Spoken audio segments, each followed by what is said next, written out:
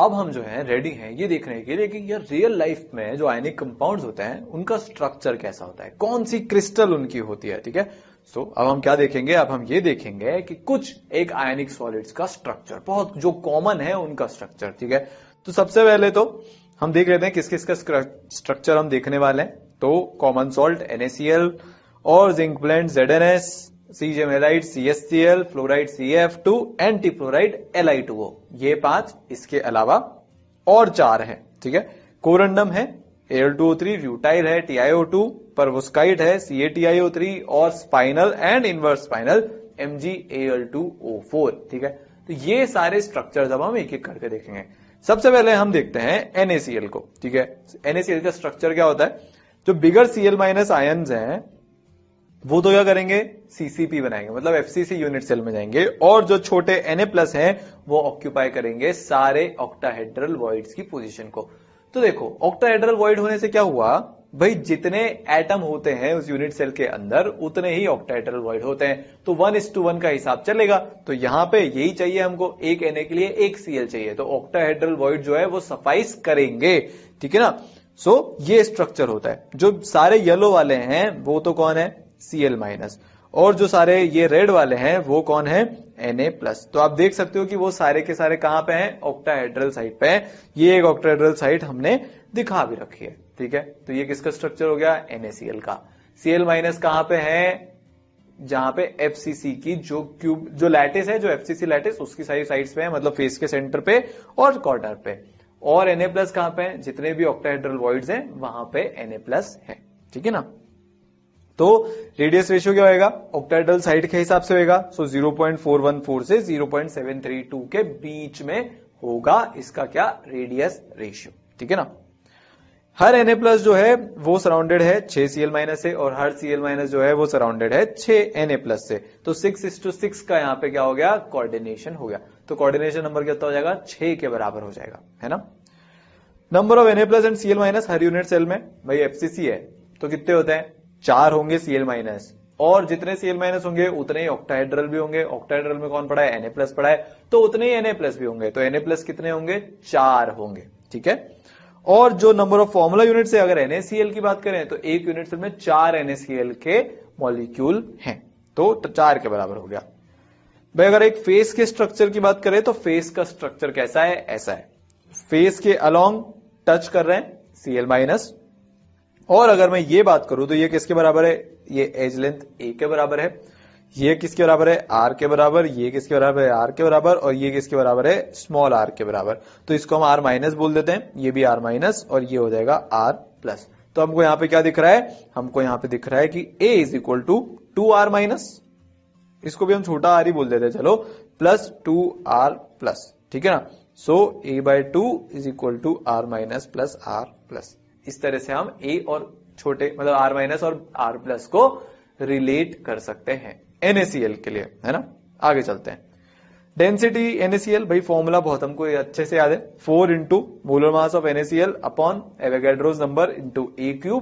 A आप निकाल सकते हो अगर आपको radius of cation and radius of anion दिया हुआ है, उससे आप डेंसिटी निकाल सकते हो। ठीक है, A/2 किसके बराबर था, radius of cation plus radius of anion के बराबर। तो हम NaCl के ये सारी इंफॉर्मेशन निकाल सकते हैं बड़े आराम से। अब अपन चलते हैं जिंक ब्लेंड स्फेलेराइट के स्ट्रक्चर पे। क्या स्ट्रक्चर होता है, जो लार्जर एनायंस हैं वो आपस से FCC बनाते हैं, और smaller cations half of alternate tetrahedral voids में जाते हैं। ऐसा क्यों हो रहा है, ऐसा इसलिए हो रहा है क्योंकि S2- की जो साइज है वो Zn2+ की साइज से बहुत बड़ी होती है। ठीक है, कंपैरिजन में काफी बड़ी होती है। तो जो R+ और R- का रेशियो आएगा वो स्मॉल आएगा, किसके कंपैरिजन में, जो NaCl के आया था उसके कंपैरिजन में। तो कौन सी जगह, मतलब कौन सा रेडियस रेशियो छोटा होता है, टेट्राहेड्रल का छोटा होता है, इसीलिए ये half of alternate tetrahedral voids में जा रहे हैं, ना कि किसमें, ऑक्टाहेड्रल में। तो स्ट्रक्चर कैसा है, ऐसा आप देख सकते हो, half of alternate tetrahedral sites यहां पे भरी हुई है। एक और सवाल हमारे मन में आना चाहिए कि ऑल्टरनेट ही क्यों, ऑल्टरनेट इसलिए ताकि मैक्सिमाइज कर सके हम जो कैटायन है उसकी बीच की डिस्टेंस को। तो अगर, क्या बोल रहा हूं मैं, सेम चार्ज वालों के बीच की दूरी ज्यादा रहेगी तो रिपल्शन कम रहेगा, रिपल्शन कम रहेगा तो स्टेबिलिटी ज्यादा रहेगी। यही तो हम चाहते हैं, है ना, है ना, है ना, है ना। तो इसलिए ऑल्टरनेट टेट्राहेड्रल साइड्स भरती है ना। तो ये जो है हमको स्ट्रक्चर यहां पे आराम से दिख सकता है। हम यहां पे क्या देख सकते हैं, Zn2 plus is equal to 4, coordination number of S2 minus is equal to 4। Tetrahedral void में है Zn2 प्लस, तो वो कितने को टच कर रहा होगा, कितने अपोजिटली चार्ज वालों को टच कर रहा होगा, 4। तो एक Zn2 प्लस 4 S2 माइनस को टच कर रहा होगा, क्योंकि टेट्राहेड्रल वॉइड में। टेट्राहेड्रल वॉइड कैसे बनता है, जब बीच में एक और उसको सराउंड करने के चारों। तो कोऑर्डिनेशन नंबर क्या हो जाएगा दोनों का, 4 and 4, है ना। फॉर्मुला यूनिट कितने हो जाएंगे, ZnS पर यूनिट सेल वापस से 4 के बराबर ही आएंगे, क्योंकि टेट्राहेड्रल वॉइड कितने होते हैं, जितने एटम होते हैं उसके डबल, पर आधे भरे हुए हैं, तो जितने एटम मतलब जितना एनायन उतने केटायन। तो फॉर्मुला यूनिट कितने हो गए, 4 के बराबर। क्यों, क्योंकि जो एनायन थे वो 4 थे, क्योंकि FCC में टोटल कितने होते हैं, Z इज इक्वल टू 4 होता है, इसीलिए। ठीक है ना। डेंसिटी आप निकाल सकते हो आराम से, सेम यहां पे फॉर्मूला लगेगा। पर अब आपको ए को अगर आर की टर्म्स में निकालना है तो वो हम कैसे निकालेंगे, R Zn2 plus plus R S2 minus is equal to A√3/4। क्यों, क्योंकि कॉर्नर से किसके डिस्टेंस, वॉइड के डिस्टेंस, टेट्राहेड्रल वॉइड के डिस्टेंस, वो किसके बराबर होती है, A√3/4 के बराबर। हम ये सब निकाल चुके हैं जब वो कैलकुलेशन कर रहे थे रेडियस रेशियो की, तो ये दिमाग में फिट हो जाना चाहिए अब तक तो, है ना। अब अपन चलते हैं अगले स्ट्रक्चर पे, जो कि है सीजियम हैलाइड। बड़ा ही सबसे प्यारा स्ट्रक्चर होता है, BCC वाला स्ट्रक्चर होता है इसका। Cl minus corners of the cube पे, CS plus in this centre में, तो क्यूबिक वॉइड में जाके CS प्लस बैठ जाता है। CS प्लस की साइज बहुत ज्यादा है, तो यहां पे होगा ये कि ये जो CS प्लस है, आप देख रहे हो जो पर्पल वाला है वो CS प्लस है, जो व्हाइट वाले हैं वो Cl माइनस है, ठीक है ना। CS प्लस की क्योंकि साइज ज्यादा है, तो यहां पे जो कॉर्नर के एटम्स, जो कॉर्नर के आयन्स हैं Cl माइनस, वो एक दूसरे को टच नहीं करते, तो कोऑर्डिनेशन नंबर जो है CS प्लस का आएगा 8, ठीक है ना। पर जो Cl माइनस है वो आपस में एक दूसरे को टच नहीं कर रहे, क्योंकि CS प्लस की जो साइज है वो काफी ज्यादा होती है ना, क्योंकि वो बहुत नीचे आता है पीरियोडिक टेबल में। तो coordination number of CS plus 8, coordination number of Cl minus ये भी 8, 8:8 का कोऑर्डिनेशन होगा। फॉर्मूला यूनिट्स ऑफ CSCl पर यूनिट सेल 1, कितने Cl माइनस होंगे, 1। CS प्लस तो दिख रहा है, पूरा बॉडी सेंटर में पड़ा हुआ है, 1 ही होगा, तो फॉर्मूला यूनिट कितना हो गया पर यूनिट सेल, 1 के बराबर हो गया, है ना। DCSCl कितना हो जाएगा, molar mass of CSCl upon Na into A cube, क्योंकि Z की वैल्यू कितनी है, 1 के बराबर है, तो इंटू Z भी कर दिया, पर वो 1 के बराबर है तो इसलिए उसको लेंगे नहीं, है ना। अब हमको A निकालना है, किसके टर्म्स में, RCS प्लस और RCl माइनस के टर्म्स में।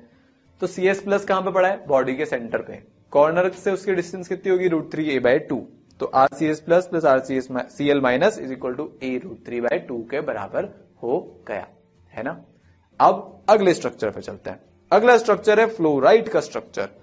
यहां पे देखो, फ्लोराइड को हमने क्या देखा था, फ्लोराइड जो होता है वो होता है CaF2। तो एक कैल्शियम के लिए हमको 2 फ्लोरीन चाहिए, है ना। तो जो कैल्शियम 2+ है वो तो CCP अरेंजमेंट बना लेता है। अब हमको ऐसा चाहिए कि 2 फ्लोरीन आए एक यूनिट सेल में, तभी तो जाके ये CaF2 बनेगा।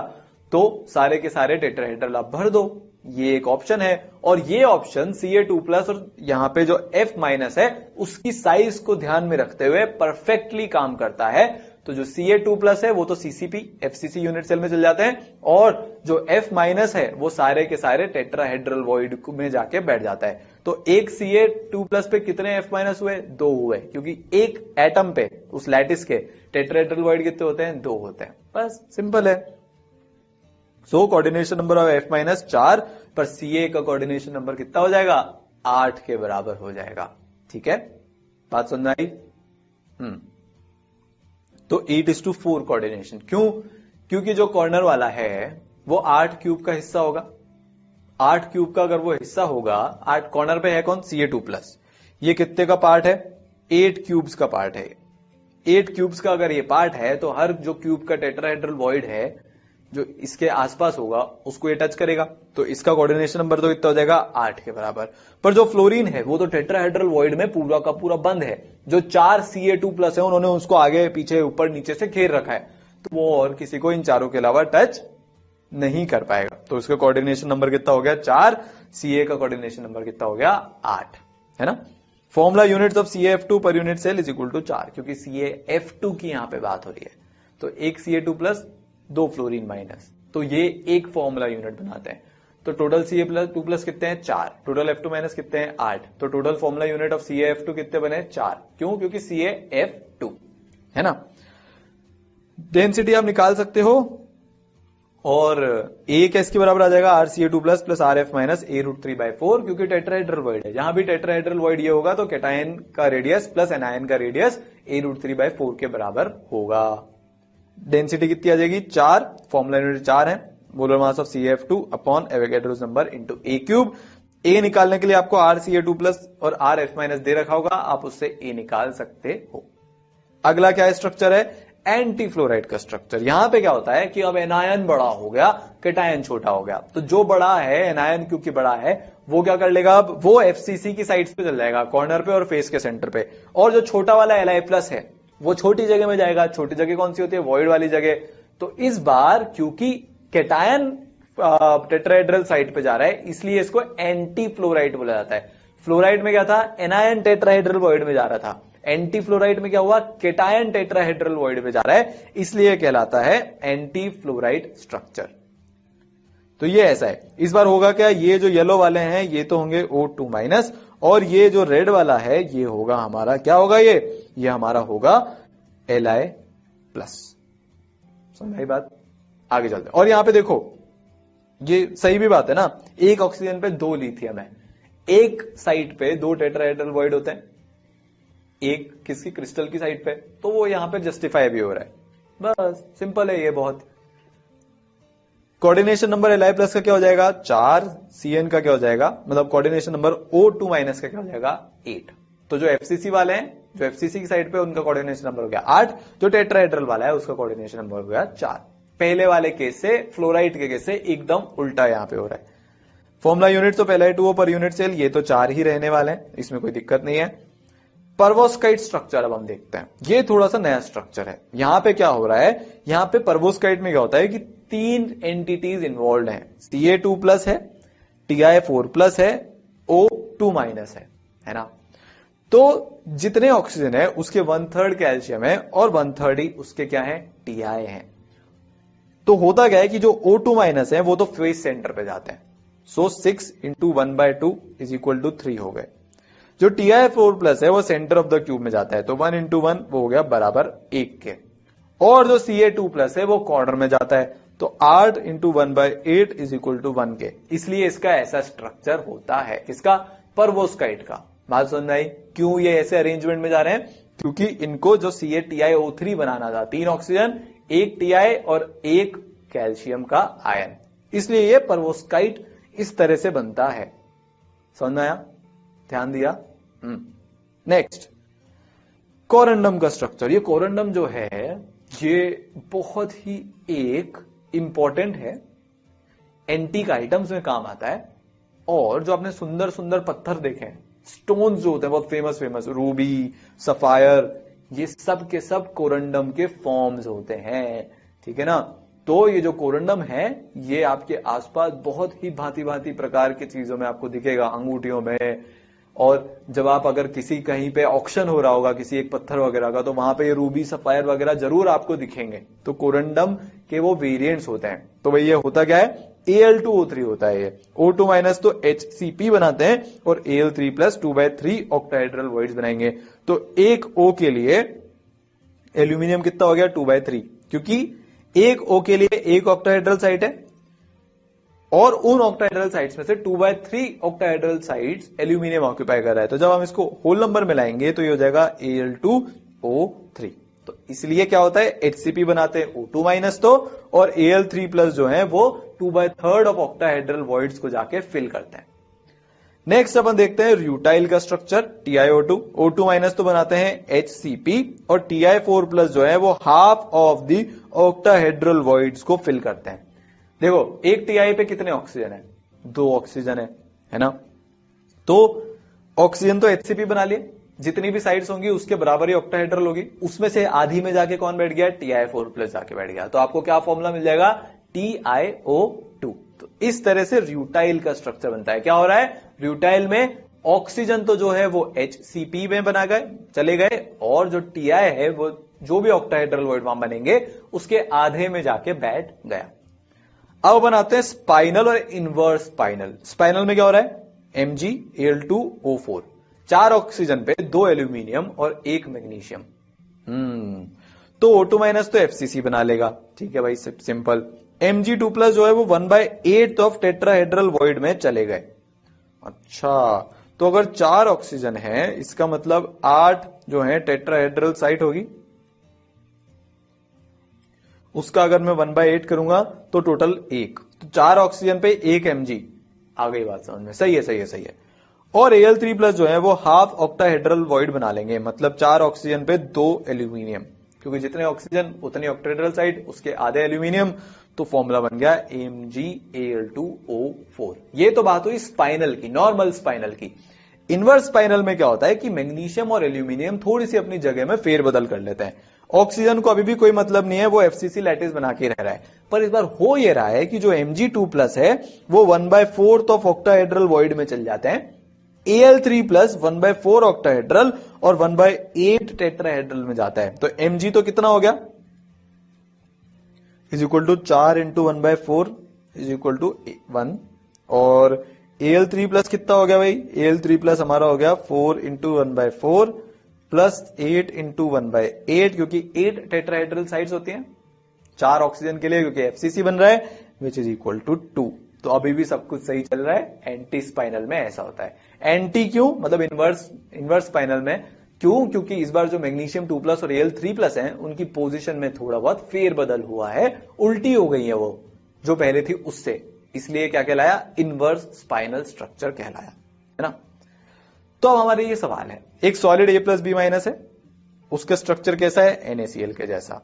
अगर एनायन का रेडियस 250 पिकोमीटर है तो उसका आइडियल रेडियस क्या होना चाहिए कैटायन का, तो ये लिमिटिंग रेडियस वाला केस है। अगर एक कैटायन है जिसका रेडियस 180 पिकोमीटर है तो हम उसको टेट्राहेड्रल साइट में डाल सकते हैं कि नहीं डाल सकते, ये दोनों चीजें आपको सॉल्व करनी है, और अब आपको इसका आंसर निकाल के बताना है। आप आंसर निकालो, फिर हम इसको मिलके सॉल्व करेंगे, देखेंगे कि क्या चल रहा है।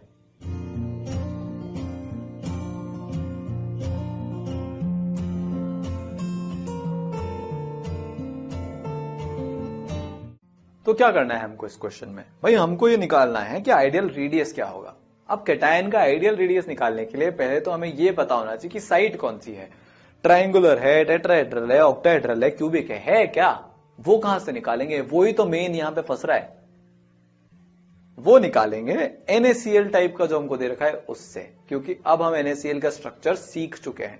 होता क्या है, Cl माइनस FCC बनाता है, Na प्लस ऑक्टाहेड्रल साइड में जाता है, मतलब यहां पे साइट कौन सी है, ऑक्टाहेड्रल। ऑक्टाहेड्रल के लिए रेशियो क्या होता है, सोचो जरा, 0.414, किसका, FCC का। सो बेसिकली कैपिटल R जो कि आपको 250 पिकोमीटर दे रखा है, उसका 0.414 टाइम्स ये होगा आइडियल रेडियस कैटायन के लिए। तो Na प्लस क्रिस्टल जो होता है उसमें Na plus 6 Cl minus ion से सराउंडेड है, तो Na प्लस आयन जो है वो ऑक्टाहेड्रल होल में प्लेस्ड है। तो अब अगर हम इसके लिए कैलकुलेशन करेंगे, रेडियस ऑफ एनायन 250 पिकोमीटर दे रखा है, तो रेडियस ऑफ कैटायन कितना हो जाएगा, 0.414 R, which is equal to 0.414 into 250 picometre, which is equal to 103.5 picometre. ये तो क्वेश्चन का पहला पार्ट हुआ, बहुत सिंपल है। NaCl जैसे हमको पता लगा ऑक्टाहेड्रल साइट है, हमने फटाफट कर लिया। सेकेंड पार्ट क्वेश्चन का, क्वेश्चन वापस ले आते हैं। सेकेंड पार्ट हमको पूछ रहा है कि 180 पिकोमीटर वाले को हम टेट्राहेड्रल साइट में डाल सकते हैं क्या। तो आप जरूर ये बोलना पागल हो गए ये, टेट्राहेड्रल साइट ऑक्टाहेड्रल साइट से भी छोटी होती है, ऑक्टाहेड्रल साइट ही 103.5 पिकोमीटर की है, इससे कम अगर होता तो आप डाल सकते थे 180 पिकोमीटर को, तो आप टेट्राहेड्रल में नहीं डाल सकते। अगर कभी डालने की जरूरत पड़ी तो आप इसको क्यूबिक में जरूर डाल सकते हो, क्योंकि वो 0.7 मतलब वो जो है 0.732 से कहां पे लाई करता है, पॉइंट नहीं 0.732 से 1 के बीच में लाई करता है। यहां आप क्यूबिक में डाल सकते हो, पर आप ऑक्टाहेड्रल में तो नहीं ही डाल सकते, सॉरी रहेगा, है ना। तो इसका आंसर क्या हो गया, नो हो गया इसका आंसर। अब अपन चलते हैं क्रिस्टल ऑफ डायमंड की तरफ। हीरा है सदा के लिए, देखे तो सही है यार, इसमें ऐसा है क्या कि ये डायमंड बन जाता है। तो यहां पे ऐसा हो रहा है, ऑल्टरनेट टेट्राहेड्रल वॉइड्स ऑक्यूपाई हैं, बाकी जो कार्बन है वो कहां गए, बाकी जो कार्बन है उन्होंने ऑक्यूपाई कर लिया, क्या उन्होंने ऑक्यूपाई कर लिया, एफसीसी स्ट्रक्चर। तो एफसीसी है कार्बन एटम के लिए, और ऑल्टरनेट टेट्राहेड्रल में भी कौन भरे हुए हैं, कार्बन एटम भरे हुए हैं। तो कॉर्नर पे कार्बन, फेस पे कार्बन, और टेट्राहेड्रल साइड पे भी कार्बन। ठीक है, यहां पे जो बात है वो बात यह है कि जो फेस वाले कार्बन है वो एक दूसरे को टच नहीं कर रहे होंगे, जो टेट्राहेड्रल वाला है वो बाकी चार को टच कर रहा होगा, जो फेस वाले हैं यहां पे क्योंकि रेडियस रेशियो आइडियल नहीं है, तो यहां पे जो फेस वाले कार्बन है वो मतलब कॉर्नर वाला और फेस वाला वो एक दूसरे को टच नहीं करे होंगे। मतलब ये अगर हम बात करें, इसको 1 बोलें, इसको 2 बोलें, तो 1 और 2 आपस में टच नहीं कर रहे होंगे।